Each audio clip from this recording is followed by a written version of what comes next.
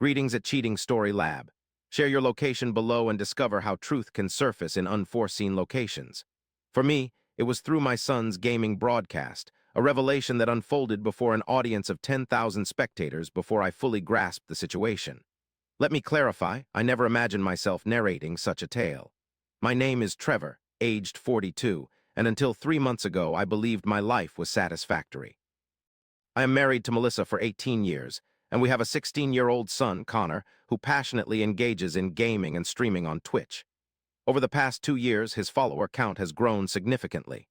Although not extraordinary, he would typically attract around 200-300 viewers during his nightly broadcasts. His charisma is undeniable. He's amusing, skilled at the games, and his audience appreciates him. As a construction manager, my workdays are lengthy, returning home around 7 in the evening most days. In a typical evening, Melissa worked part-time at a dental office until 5. My daily routine involved taking a shower, eating dinner with her, and Connor going upstairs to stream around 8. However, 3 months ago, I came home early from work due to bad weather, arriving at 3:30 p.m., an unusual occurrence. The house felt different, quieter than usual, but not completely empty. I called out a greeting, but received no response as Connor was still at school and wouldn't be home for another hour. Melissa's car was in the driveway, suggesting she was somewhere around the house, possibly napping. I grabbed a beer and decided to check on some bills in my home office, which is next to our living room. It was there that I heard voices upstairs, hushed voices of both male and female origin. My initial thought was that Melissa might be watching TV or talking on the phone, but something didn't seem right. Not typically cautious, yet the hushed conversations made me uneasy, prompting me to stealthily ascend halfway up the staircase. The noises confirmed Melissa wasn't alone, and it certainly wasn't the television. My heart accelerated. Retreating down the stairs, I settled in my office, grappling with the audio evidence. A part of me yearned to storm upstairs, but fear of the unknown held me back. Thus I remained seated, ears pricked for muffled voices and occasional footsteps above me. Approximately 20 minutes elapsed before I heard the front door close. Glancing out the window, I observed a stranger I didn't recognize making his way towards a blue sedan parked along the street, standing tall, possibly in his mid-30s, dressed in business attire. He hopped into the vehicle and departed. 10 minutes later, Melissa descended the stairs, behaving entirely normally, inquired about my early return, expressing surprise but not alarm. We conversed about our daily activities, and she didn't mention any guests. That evening at dinner, she was her typical self, with Connor discussing school and his streaming plans.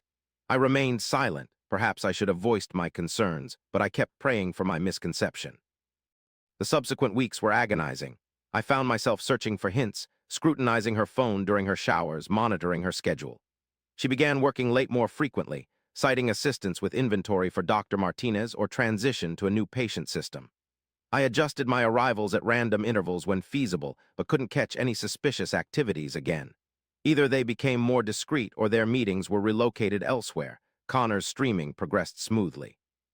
His follower base expanded, and he was eager about the prospect of earning money through donations and subscriptions.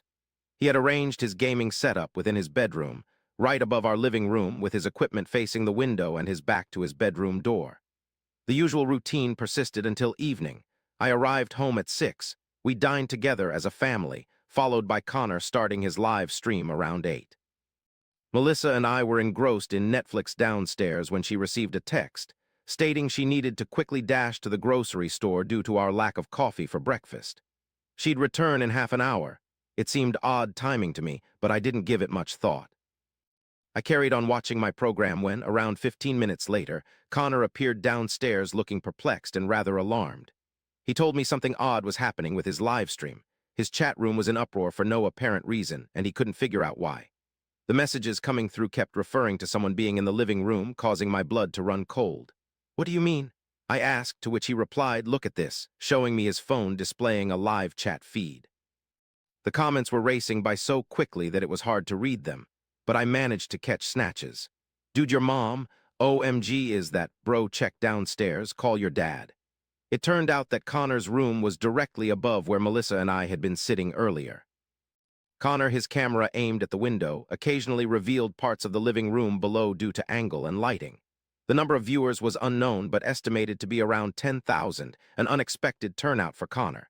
Seeing such a large crowd made him nervous. "Show me the stream," he requested. We ascended to his room where I examined his monitor setup. His main camera provided a clear view of him and his gaming setup. However, in the window behind him, there was a faint reflection of our living room. In that reflection, my wife was visible with the same man I had previously seen leaving our house weeks prior. They sat on our couch, the very couch I had occupied just 20 minutes earlier. The chat was filled with activity. Thousands were watching the disintegration of my marriage in real time, and many seemed to be aware before I did. Connor remained clueless about the situation, asking, "Dad, what are they talking about? Why is everyone so agitated tonight?" Unable to utter a word, I merely gazed at the screen, observing. My wife was with another man in our living room, unknowingly streamed live by my son Connor through his gaming channel, visible to 10,000 strangers. Connor ordered, "End the stream," but I was in the midst of a game and there were countless viewers. I demanded he terminate it, perhaps more forcefully than necessary, as he looked bewildered and frightened, yet ended the broadcast immediately. The instant the screen went dark, I felt nauseous. 10,000 individuals had just witnessed my wife's infidelity, likely taking screenshots and saving videos. I needed to descend to verify what I had witnessed publicly confirmed. Upon reaching the living room, they were absent. The front door stood open. Melissa's car no longer occupied our driveway. My phone vibrated, a message from Melissa stating the store was shut. Heading to the one across town that operates 24 hours, she would return in an hour. An hour elapsed. She returned home with coffee, acting as if nothing unusual had transpired. I was seated at the kitchen table when she inquired about my well-being due to my pallor. That night, sleep evaded me, my mind consumed by the 10,000 viewers, Connor's chat, the comments. By morning, I realized a choice had to be made regarding how to manage this situation. I waited until Connor left for school and Melissa left for work. Then I established my own Twitch account and located Connor's stream from the previous night.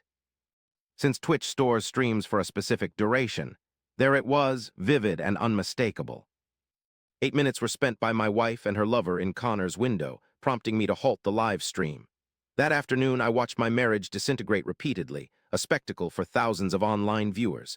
I contacted a lawyer that day and had an agonizing discussion with Connor. He was informed about his stream accidentally capturing a private moment between him and his mother, and that we were to divorce. Though I didn't elaborate, I sensed his mind working to connect the dots. The most painful part, for me and Connor, was figuring out the puzzle pieces. Taking accountability, he repeatedly apologized for not realizing his live stream could reflect the living room, necessitating frequent reassurances that none of it was his fault. When I confronted Melissa that night, her initial response was denial. However, presenting her with saved footage from the stream proved otherwise. The sight of her realization that thousands had witnessed her affair is an image I'll never forget, as the color entirely drained from her face. "Trevor, I can offer an explanation," she began. Yet at that point, any explanation seemed inconsequential. It wasn't simply a matter of infidelity.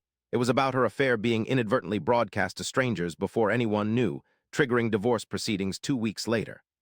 By then, screenshots from Connor's stream had surfaced on social media platforms like Facebook, with townspeople and coworkers becoming aware and her family learning about the situation. Melissa pleaded for counseling as a means to resolve matters privately. Yet, how can one individually resolve an issue when it has been publicly observed by thousands of others? For 2 months, Connor halted his live streams, leaving his regular viewers puzzled about the cause. Some had recorded the final stream and shared it online, which led to a surge in questions. Eventually, he resumed streaming, altering his setup to face away from any windows. The incident unexpectedly boosted his follower count, though this development felt unsettling. I was relieved he could return to something he loved. However, the most difficult part wasn't the divorce or Melissa's infidelity. It was realizing that Connor's streaming hobby inadvertently revealed our family's painful truth to the public. His stream, however, served as an unintended revelation that spared me years of uncertainty about our situation. If not for the accidental broadcast, I may have spent months or years speculating what I already instinctively knew. Melissa left 6 weeks ago, and our divorce should be finalized next month. She's reportedly with her new partner now. Connor splits his time between us, and we're all adapting to this new arrangement. Occasionally, I ponder whether the 10,000 viewers remember that fateful night, as it was mere drama for them but a life-altering event for us. The technology that brought Connor joy and creativity also unveiled the truth in an unexpected manner. Though it caused immense pain, I'm thankful for this revelation. Connor is doing better now, his streaming has returned to normal, and he's even earning money from it. We no longer discuss that night, but he understands that sometimes the most significant changes arise from the worst moments. As for me at 42, I'm learning to reconstruct my life, which can be scary and isolating at times, but now I live in truth instead of deception. Life-changing events often occur when you least expect them, as that fateful night demonstrated, reflected in a teenager's bedroom window streamed globally. This is my story. Thanks for listening. If you find yourself in a similar situation, know you are not alone. The truth has a way of emerging even in the most unexpected places. If this story resonated with you, please like and subscribe. Your support means everything. Remember, sometimes the toughest truths come from the most unlikely sources. Until next time, take care of yourselves.